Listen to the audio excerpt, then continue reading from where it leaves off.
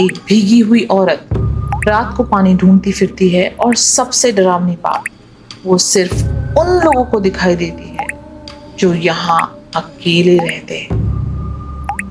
नहीं, पीछे मुड़ के मत देखना, क्या पता आज आप अकेले नहीं हैं।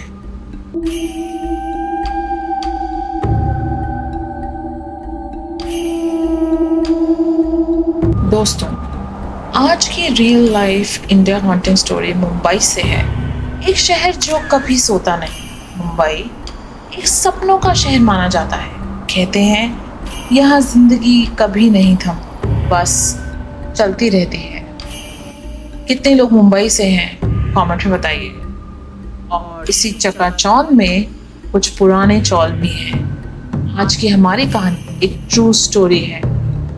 ये कहानी महिम के डिसूजा चौल की है, जहां आज भी लोग कहते हैं एक भीगी हुई औरत रात को पानी ढूंढती फिरती है और सबसे डरावनी बात, वो सिर्फ उन लोगों को दिखाई देती है जो यहाँ अकेले रहते हैं। नहीं, पीछे मुड़ के मत देखना, क्या पता आज आप अकेले नहीं हैं। डिसूजा चौल एक पुरानी टेढ़ी मेढ़ी बिल्डिंग। दीवार पर से पेंट उतर चुका है। रात को कॉरिडोर्स में लाइट्स फ्लिकर करती रहती हैं और इस चौल के बीचों बीच एक पुराना सा कुआं है।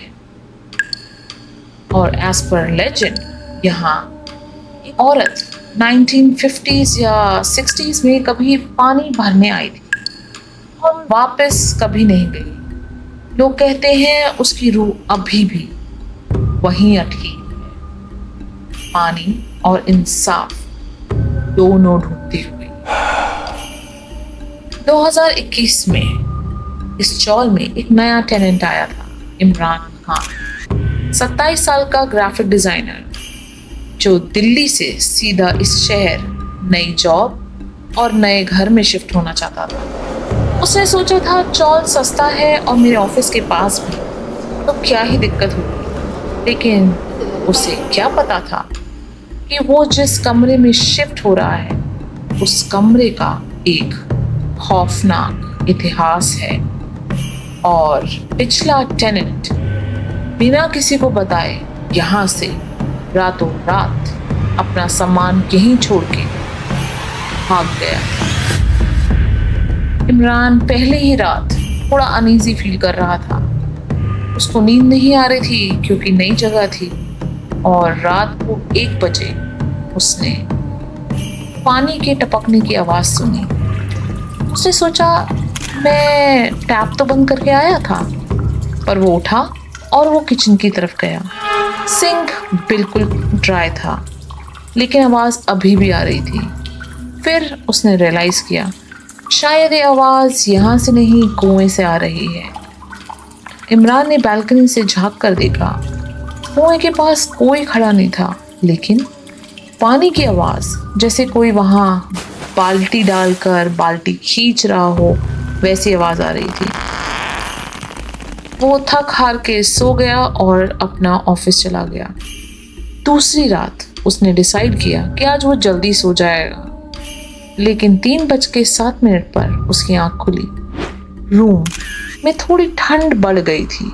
उसने देखा बेड के पास कोई खड़ा है, सफ़ेद साड़ी में, और उसके कपड़ों से पानी टपक रहा है। चेहरा बिल्कुल धुंधलाया हुआ और आंखों के नीचे से काला पानी बह रहा है। इमरान जंग गया और वो औरत धीरे से उसकी तरफ झुकी और उसने कुएं की तरफ इशारा किया। फिर अचानक से इमरान अपनी नींद से उठ गया। ये शायद कोई एक सपना था। वो उठा और उसने जाके कमरे की लाइट्स ऑन करी। कमरा बिल्कुल नॉर्मल था, लेकिन फ्लोर पर गीले पानी के निशान थे। तीसरी रात इमरान ने डिसाइड किया कि आज वो रिकॉर्डिंग्स ऑन रखेगा। उसने फ़ोन को टेबल पे रख दिया, लाइट्स ऑफ करी, फैन को स्लो किया, उसको 3:03 पर एक आवाज़ सुनाई दी, एक बच्चे के रोने की आवाज़। और उसने रियलाइज़ किया, ये बच्चे के रोने की आवाज़ कैसे आ सकती है, यहाँ तो कोई बच्चा ही नहीं है। फिर उसने उसी मोमेंट पे फ़ोन को उठाया। कैमरे ने कुछ कैप्चर किया था। फ्रेम के कोने में एक भीगी हुई औरत का रिफ्लेक्शन, लेकिन रूम में तो कोई था ही नहीं। तो ये रिफ्लेक्शन किसका था? अगली सुबह इमरान ने चौल के एक काका से पूछा जो यहाँ सबसे पुराने थे। उन्होंने बताया कि बेटा, यहाँ एक औरत थी, उसका नाम शायद सुनीता। वो पानी भरते वक्त इस कुएं में गिर गई। हम लोग कहते हैं कि हो सकता है किसी ने उसे धक्का दिया था। उसकी लाश 3 दिन बाद मिली। पुलिस ने पूछताछ की पर कोई सबूत नहीं मिला और उसे एक डरावना हादसा समझ के उसकी फाइल बंद कर दी गई। और उस हादसे के कुछ ही दिन बाद एक बहुत ही अजीब घटना हुई। रमेश, जो यहाँ का एक टेनेंट था, अचानक रातों रात अमीर हो गया और उसने ये पूरे चौल को खरीदा और यहाँ से गायब हो गया। और तभी से ये सब हॉन्टिंग्स शुरू हुई हैं। रमेश ने इस चौल को बेचने की बहुत कोशिश की, लेकिन हर बायर डील क्लोज करने से पहले ही डर के मारे यहाँ से भाग जाता था। इमरान ने डरते डरते काका को वो रिकॉर्डिंग दिखाई। काका का चेहरा सफेद पड़ गया और उसने बोला, बेटा, ये वही औरत है। चौथी रात इमरान ने दरवाजा लॉक किया, लेकिन 2:58 पर कौन है? इमरान ने बोला, पर सामने से कोई जवाब नहीं आया। अब नॉकिंग धीरे धीरे दरवाजे से विंडो की तरफ आ गई। इमरान ने कर्टन्स हटाए और वहां कोई नहीं था। फिर उसने नीचे देखा। विंडो के बिल्कुल नीचे पानी का एक पडल था। उसने कुछ नहीं बोला, उसने कुछ नहीं सोचा। वो बस चुपचाप कंबल अपने मुंह पे ओढ़ के सो गया। अगले दिन वो अपने ऑफिस के लिए तैयार होके गया और रात को 9 बजे आया। ये 5वीं रात थी और ये सबसे खतरनाक होने वाली थी, क्योंकि उसने डिसाइड किया था कि आज मैं नहीं डरूंगा। लेकिन 3:03 पर बाथरूम की लाइट खुद ब खुद ऑन हो गई और बाथरूम में धुआं और मिरर पे एक मैसेज था, हेल्प मी। नीचे बाथरूम के पानी फैला हुआ था और अंदर उसी पानी में चलने की आवाज आ रही थी, पर अंदर कोई नहीं था। इमरान ने दरवाजा खोला और उसने देखा मिरर पे एक नया फ्रेश मैसेज लिखा जा रहा था। उसने मुझे धक्का दिया और यहाँ से भाग गया। 6वीं और आखिरी रात इमरान को अब पूरा सच समझ में आ गया था। वो औरत सिर्फ पानी नहीं ढूंढ रही, वो इंसाफ ढूंढ रही, और उस इंसाफ का नाम था रमेश। इमरान ने उस अंकल से मिली जानकारी का फायदा उठाया। उसने अपना फोन उठाया और रमेश को कॉल किया। उसने खुद को एक NRI बायर बताया जो मुंबई शिफ्ट होने वाला था और ऐसे ही पुराने चौल प्रॉपर्टी में इंटरेस्टेड था। सर, मैंने सुना है आप डिसूजा चौल बेच रहे हैं। आज रात ही मैं आ रहा हूँ। क्या हम साइट पे विजिट कर सकते हैं? और मैं कैश डील प्रेफर करूंगा। रमेश तुरंत तैयार हो गया, क्योंकि इतने सालों बाद उसके सारे बायर्स भाग जाने के बाद ये पहली डील थी जो उसे मिल रही थी। वो रात 10 बजे चौल पहुंचता है। इमरान ने सुबह से तैयारी कर रखी थी। कुएं के पास छोटा सा एक दिया जलाया था, फोन रिकॉर्डिंग्स ऑन कर दी थी और काका को भी सीक्रेटली इन्फॉर्म कर दिया था।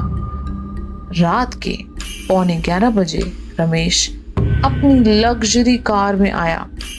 चॉल के अंदर घुसते ही उसको एक अजीब सा एहसास हुआ। उसका चेहरा उतर गया।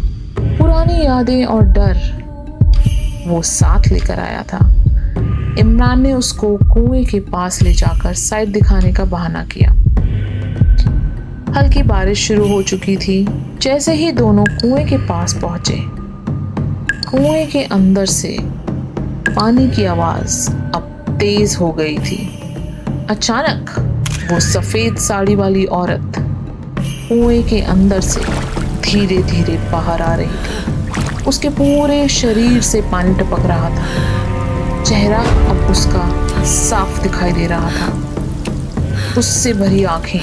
रमेश का चेहरा बिल्कुल सफेद पड़ गया। वो पीछे हटने लगा, लेकिन इमरान ने उसका हाथ पकड़ लिया।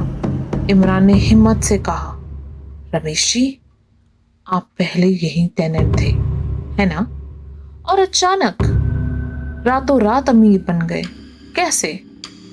काका ने मुझे सब बता दिया है। आपने सुनीता को धक्का दिया था उसके चॉल के कागजों के चक्कर में, और वो कई सालों से आपको ढूंढ रही है और किसी बायर को यहाँ टिकने नहीं देती। रमेश कांप रहा था। उसने कन्फेस किया, हाँ, मैंने उसे धक्का दिया था। पहले मैंने उसे अपने प्यार के चक्कर में फंसाया और उससे ये चॉल अपने नाम करने की कोशिश की, और जब उसने ऐसा नहीं किया, मैंने उसको धक्का दे दिया। मुझे माफ़ कर दो। जैसे ही रमेश ने माफ़ी मांगी और वो रो रहा था, वो औरत धीरे से उसके सामने आई। इमरान ने दिया जलाया और ज़ोर से बोला, सुनीता जी, आपको इंसाफ मिल गया है। इस आदमी ने सब कुछ कन्फेस कर लिया है। अब आप इसको छोड़ दो। मैं प्रॉमिस करता हूँ मैं सबको आपकी कहानी बताऊंगा, ताकि ऐसा दोबारा ना हो। आप अब सुकून से जाओ। सुनीता ने इमरान की तरफ देखा। उसकी आंखों में अब काला पानी नहीं, हल्की सी शांति और रिलीफ दिख रहा था। उसने सर झुकाया जैसे शुक्रिया कह रही हो। फिर उसने रमेश का हाथ पकड़ा और उसे कुएं की तरफ खींच के ले जाने लगी। रमेश चिल्ला रहा था, नहीं, बचाओ, कोई मुझे बचाओ। और एक जोर की आवाज हुई। रमेश कुएं के अंदर गिर गया। वो बहुत छटपटाया। इमरान ने और काका ने बहुत कोशिश करी उसको उठाने की, बट कुछ ही देर में सब कुछ खामोश हो गया। सुनीता ने अपना बदला पूरा कर लिया। अगली सुबह कुएं के पास पुलिस थी। रमेश की लाश मिल चुकी थी। केस एक्सीडेंटल ड्राउनिंग का माना गया। इमरान ने उसी दिन चॉल छोड़ दिया, लेकिन जब वो टैक्सी में बैठा था, उसने रेयर व्यू मिरर में देखा। बैक सीट पर गीले पानी के निशान थे और एक हल्की सी आवाज, थैंक यू, अब मुझे सुकून मिल गया है। टैक्सी ड्राइवर ने पूछा कि इमरान किससे बात कर रहा है, क्योंकि पीछे तो कोई है ही नहीं। इमरान ने पलट कर कहा, कोई नहीं। इमरान ने उस औरत की मदद की थी, उसको इंसाफ दिलाया था, और उसके बदले में उसने उसे जिंदा छोड़ दिया था। ये थी आज की कहानी, और ऐसी स्कैरी, पैरानॉर्मल और मिस्टीरियस कहानी सुनने के लिए follow me and subscribe to my channel.